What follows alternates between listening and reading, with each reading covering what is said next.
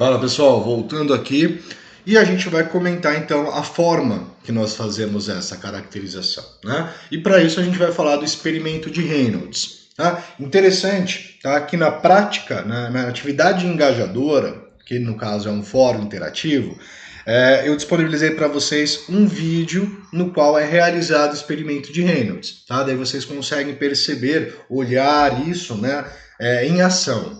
Tá? Então, Reynolds, ele fez um experimento que consistia-se no seguinte dispositivo, ou seguinte aparato. Tá? Então, ele construiu um reservatório, tá? Com água, tá? Um reservatório aqui, uma certa coluna de fluido, tá? Coluna de água, né?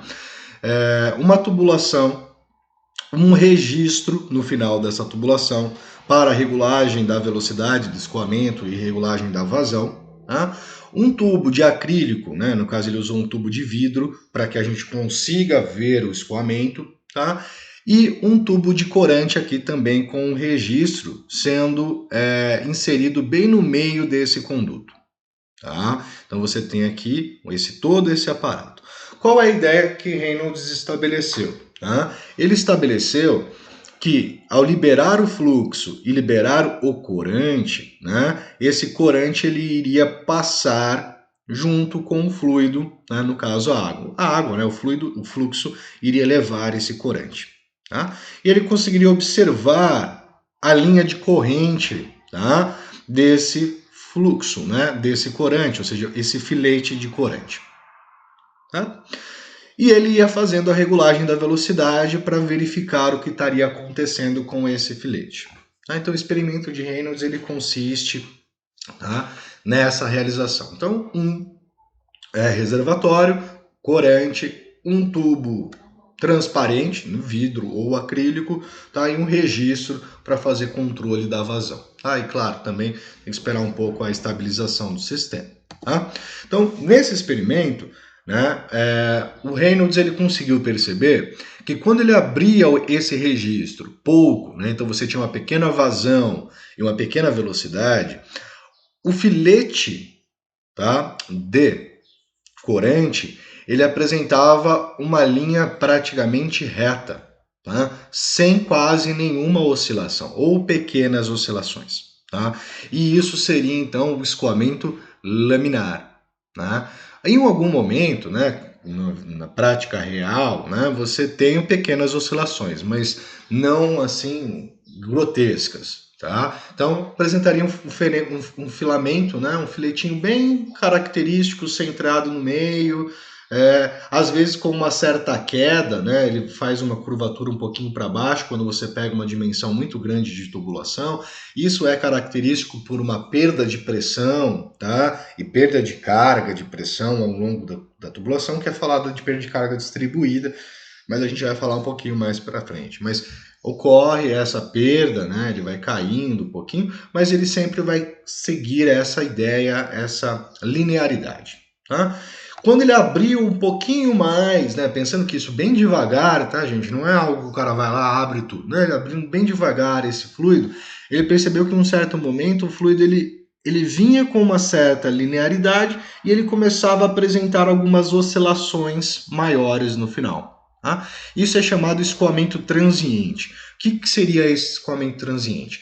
É um escoamento que está transitando, né? Então, ou seja, ele está em processo de mudança. Ele está mudando do laminar, tá? Passando para o turbulento. Mas ele não é nem laminar e nem turbulento. Ele apresenta as duas características. Tá? Ele apresenta inicialmente uma característica laminar e depois ele começa a apresentar pequenas turbulências. Tá? Então ele não poderia ser classificado nem como o primeiro, nem como o terceiro. Tá? Então transiente é a fase de mudança do escoamento. Tá?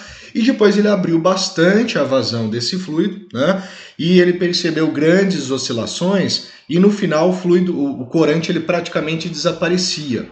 Por quê? Ele foi pela, né, transferência de massa do corante ao longo do conduto, ele foi diluído, né, no fluido, no caso ali a água, né, ele foi totalmente diluído e você já não conseguia mais distinguir o que era água e o que era corante. Os dois formaram uma única solução, tá? Homogênea. Tá? Então, turbulência. Tá? Então, o experimento de Reynolds mostra essas três fases: o laminar, um transiente e um turbulento.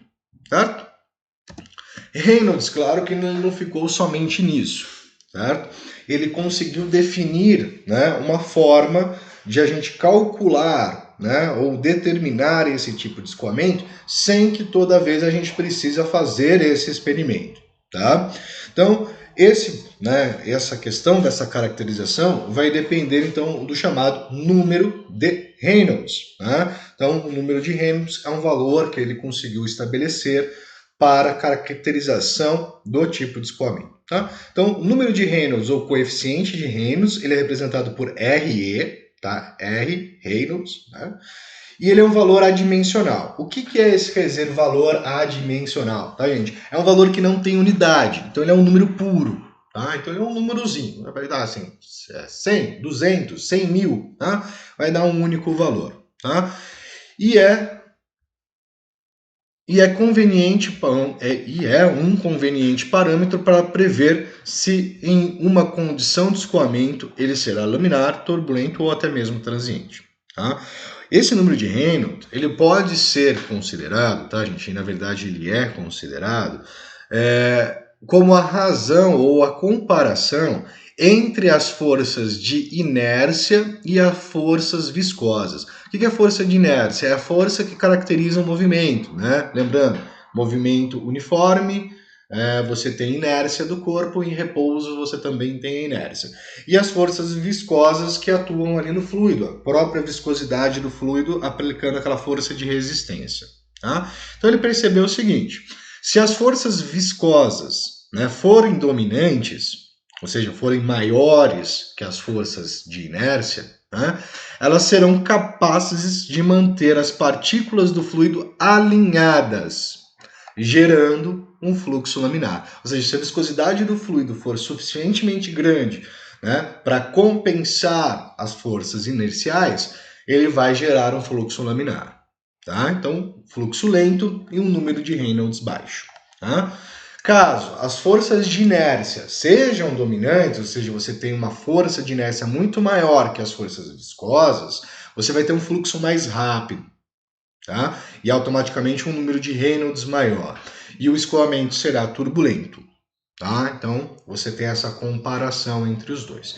E Reynolds, então, ele chegou que a razão entre essas forças de inércia viscosas, né, seria composta pela densidade absoluta ou massa específica do fluido, a velocidade média do escoamento. Note que, por uma questão aqui de nomenclatura, a gente vai usar V maiúsculo para velocidade, tá, pessoal? Ah, mas não é V minúsculo? Mas é que a viscosidade cinemática ela é muito parecida com V minúsculo. Então, esse V maiúsculo não é volume nesse caso, é velocidade. Tá? Somente para fazer essa distinção. Tá? Então ela vai depender da velocidade absoluta, da velocidade média do escoamento, tá?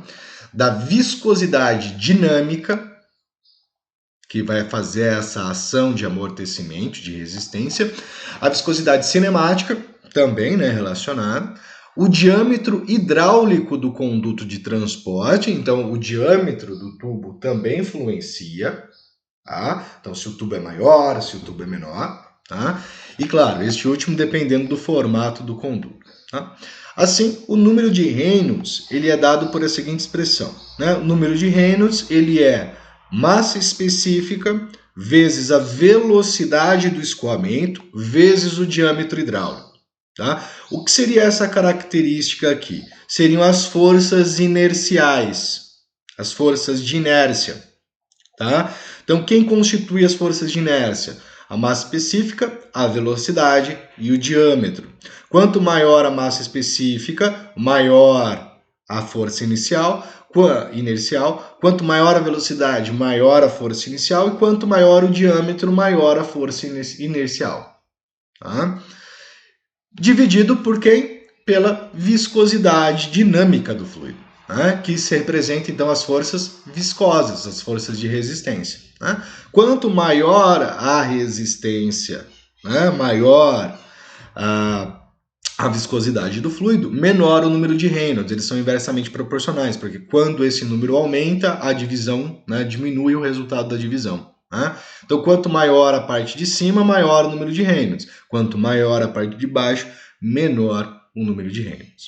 Tá? Aqui vai ter uma relação, né, que aqui leva-se em consideração a viscosidade dinâmica. Mas nós vimos que, por exemplo, a viscosidade cinemática, ela é a razão entre a viscosidade dinâmica e a massa específica. Isso, né, vai gerar uma alteração nessa fórmula, tá? Que é uma segunda opção que nós temos, dependendo do que a gente conhece, tá? Se eu sei a viscosidade dinâmica, eu uso essa. Se eu sei a viscosidade cinemática, eu vou utilizar esta segunda. Tá? Então, considerando a viscosidade cinemática, tá? O número de Reynolds ele vai ser dado por velocidade vezes diâmetro hidráulico dividido pela viscosidade cinemática, tá? Ou velocidade cinética. Tá?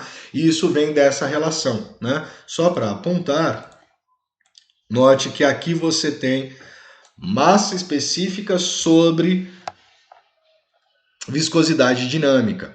Tá? Então você tem o inverso disso, né? E o inverso disso seria 1 sobre V. Então a gente pode trocar isso sobre 1 sobre a viscosidade cinemática e vai ficar sobrando para isso vezes, né? Estou fazendo essa troca, esse daqui, pelo inverso, inversão mesmo, né? Trocou a posição, aqui é por 1, né?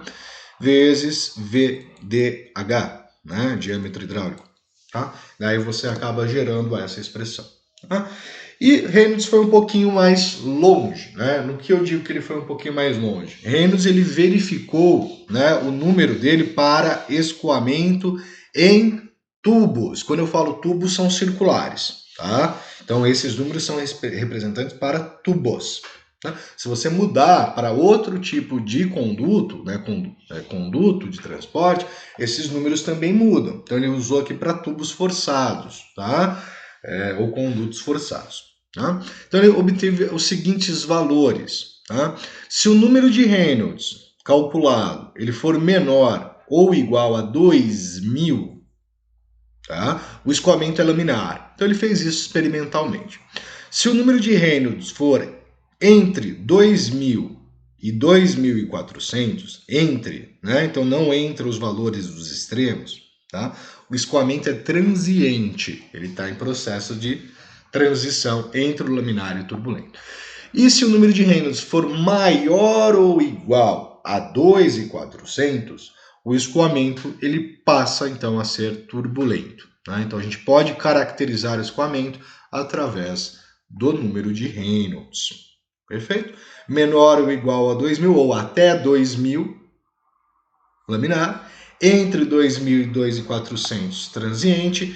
Maior ou pelo menos 2.400, escoamento é turbulento. Tá? Pessoal, no próximo vídeo eu vou falar de diâmetro hidráulico. Tá? Então, até daqui a pouquinho.